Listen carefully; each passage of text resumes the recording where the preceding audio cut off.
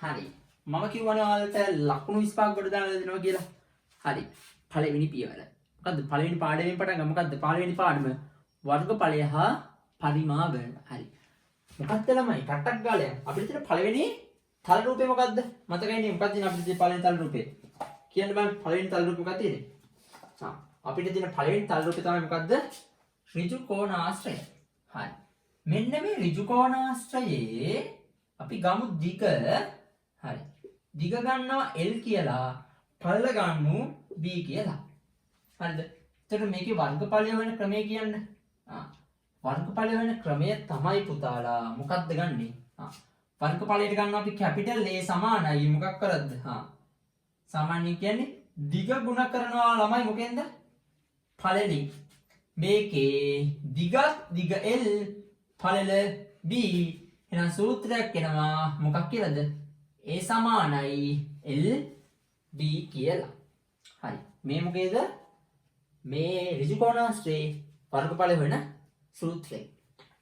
හරි මම ඉස්සෙල්ලාම ඔයාලට කරන්නේ මෙන්න මේ වගේ තල් රූප වලට වල සූත්‍ර ටික මතක් කරගෙන යනවා. ඊට පස්සේ පියවරෙන් පියවර ඔයාලට ඒවට අදාළ ගණිත ගැටලු සුළු කිරීම කරන්නේ කොහොමද? ඒවා අදාළ කරන ක්‍රම ටික පිළිවෙලට කියලා දෙන එක තමයි කරන්නේ. හරි. හරි. ඊළඟට තියෙන එක මොකද්ද? ඊළඟට තියෙන එක තමයි බං මොකක්ද තියෙන්නේ ඊළඟට? හරි. ඊළඟට මොකක්ද තියෙන්නේ? ඊළඟට තියෙන්නේ සමචතුරස්‍රය. සමචතුරස්‍රයේ විශේෂතාවය තමයි මොකද්ද? මේවා සාමාන්‍ය පෙළ ගණිත ගැටලුනේ. මොනවද? සාමාන්‍ය පෙළ ගණිත ගැටලුණා. කියන්න බලන්න මොනවද මේක? පාද හතර සමානයි, කෝණ හතරත් සමානයි. සියලුම කෝණ මොන කෝණද? ඍජු කෝණ වෙනවා. එහෙනම් මේකෙත් ගමු වර්ගඵලයට A ගමු. මේක හැබැයි මේ පැත්තෙන් නම් මේ පැත්ත තෙල් වෙනවනේ. එහෙනම් මේක වර්ගඵලය වෙන සූත්‍රය මොකද්ද? L ගුණ කිරීම L. ඒ කියන්නේ A සමානයි L වල වර්ගය. හරි. මම මේ ටට්ටක් ගාලා යන්නේ මේ හැමෝටම මේ තේරෙන එකට නෙවෙයි. අර අන්තිම මොකද මොකක් හරි තුරුම්පුවක් ගහගන්න බලන් ඉන්නවනේ කට්ටිය. අන්න ඒකින්දා මම මේ ටට්ටක් ගාලා පොඩි පොඩි ට්‍රික්ස් ටිකක් විතරයි යන්නේ. හරි. ඊළඟට කියන්න. ඊළඟට තියෙන රූපේ තමයි ත්‍රිකෝණ. ත්‍රිකෝණ වල වර්ගඵලයක් හොයන්න තියෙන ක්‍රම ටික තමයි එක සූත්‍රයකින් ගොඩ දෙන්නේ. මේ සූත්‍රය අපි හිතමු මෙන්න මේ උස h කියලා. මෙන්න මේ උස අපි ගමු a කියලා. උස නෙමෙයි දිග. සාමාන්‍ය පෙළ ළමයින්ට අපි මේක පාඩම් කරන නැත්නම් සූත්‍රයක් විදිහට කියලා දෙනවා. වර්ගඵලය හොයන්න ගන්නවා a සමානයි භාගයක් අල. අන්න ටක් ගාලා මතක් වෙනවනේ. a සමානයි භාගයක් අල. මොකක්ද යකෝ භාගයක් අල කියන්නේ? අල ගෙඩියෙන් භාගයක්ද? නෑ අල ගෙඩියෙන් භාගයක් නෙමෙයි. මේකේ මේ භාගයක් අල කියන්නේ ආ කියන්නේ ආධාරකය. මොකක්ද ආධාරකය? ආධාරකයට a. ලා කියන්නේ ලම්බ උස. ලම්බ උස මොකක්ද? h. ලම්බ උස h. එහෙනම් අපිට ගන්න පුළුවන් සූත්‍රය මොකද්ද? a සමානයි භාගයක් a ගුණ කිරීම h කියලා ගන්න පුළුවන්. දැන් අපි ඊළඟට තියෙන එක මොකක්ද ඊළඟට අපිට තියෙන්නේ? සමාන්තර ආශ්‍රය. සමාන්තර ආශ්‍රය කොහොමද ගොඩ දාගන්නේ? සමාන්තර ආශ්‍රය ගොඩ දාන්නේ මෙන්න මේ සරල ක්‍රමය. සමාන්තර ආශ්‍රය ගමු මොකද්ද? මේක h. සමාන්තර ආශ්‍රය ගොඩ දාන්නේ කොහොමද? සමාන්තර ආශ්‍රය වර්ගඵලය. ඔන්නම රූපයෙන් දා මේක නම් හරි ලේසි ක්‍රමයක් තියෙන්නේ ළමයි. මොකද්ද? සමාන්තර ආශ්‍රය ගන්නේ ආධාරකයේ ගුණ කිරීම මොන උසද? මොනම ලියලා දෙන්නම්. ආධාරකය ගුණ කරන මොන උසෙන්ද? ලම්බ උසෙන්. ආධාරකය ගුණ කරන ලම්බ උසෙන්. ආධාරකය මොකද්ද? a.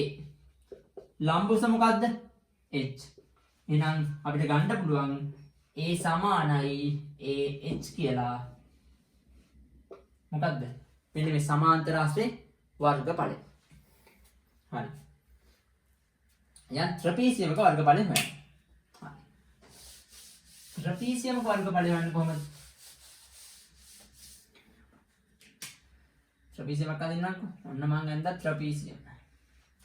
ත්‍රපීසියම මේ පොඩි පන්ති වල තිබ්බ ඒවා. ත්‍රපීසියමේ විශේෂත්වය ඔන්න මේක B නෙවෙයි මේක මම ගන්නවා B මේක ගන්නවා මම A කියලා. හරි. කියන්නේ ට්‍රපීසියම් වර්ගඵලය හොයන්නේ කොහොමද? ට්‍රපීසියම් වර්ගඵලය හොයන්නේ මොකද්ද?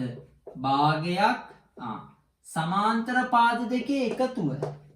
සමාන්තර පාද දෙක A ධන B. එකතුව ගුණ කරනවා මොන උසෙන්ද? ලම්බ උස කියන්නේ h වලින්. එහෙනම් A සමානයි භාගයක් A ධන B වාරයක් h කියලා ගන්නවා ත්‍රපීසියමේ වර්ගඵලය. හරි බලමු ඊළඟ. වෘත්තයේ වර්ගඵලය කොහොමද?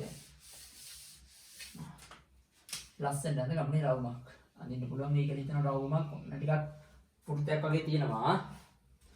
මැද තියෙනවා කේන්ද්‍රය. කේන්ද්‍රයේ ඉඳලා පරිධි රඳන රේඛාවක්. ඒකට කියන්නේ R කියලා. එහෙනම් මේකේ වර්ගඵලය වෙන සූත්‍රය පොඩි කාලේ ඉඳලා දන්නවා මොකද්ද? phi r වර්ගය. එහෙනම් වෘත්තයේ වර්ගඵලය හොයන්නේ කොහමද? phi r වර්ගය. හරි. යන් අපි ඊළඟට. මම ඊට පස්සේ කියලා දෙනවා වෘත්තයෙන් කෑල්ලක් කොහොමද ගොඩ දාගන්නේ? වෘත්තයෙන් කෑලි එනවනේ. අතිපදන් ඉන්නේ වෘත්ත කෑලි. වෘත්ත එන්නේ නැහැ. වෘත්ත කෑල්ලක් ගොඩ දාගන්නේ කොහොමද? වෘත්තයෙන් කෑල්ලක් කියන්නේ කේන්ද්‍රික ඛණ්ඩයක් ගන්න ඔය කියන්නේ. මෙන්න දැන් මෙතන කෝණය θ මේ දිග r කියලා ගන්න. හරිද? වෘත්තයක වර්ගඵලය වෙන සූත්‍රය කියන්නේ. වෘත්තයක වර්ගඵලය හොයන්නේ a සමානයි phi r වර්ගයනේ වෘත්තයක වර්ගඵලය හොයන්නේ. හැබැයි මේක තියෙන වෘත්තයෙන් කෑල්ලක්නේ. එහෙනම් මේක මොකද වෙන්නේ? අපි ಗುಣ කරනවා θ යට 360. නම් ඒ සමානයි phi r වර්ගය ගුණ කිරීම θ යට 360. හරි. ඔන්න මම ඔයාලට පළවෙනි පාඩමේ තිබ්බ තල රූපවල වර්ගඵලය හොයන ක්‍රම ටික ටක් ගාලා මතක් කරා. ඊළඟ වීඩියෝ එකේ මම ගෙන්නම් මොනවද? ඝන වස්තු වල කොහොමද වර්ගඵලය හොයන්නේ කියලා. අපිත් එක්ක එකතු වෙලා ඉන්න.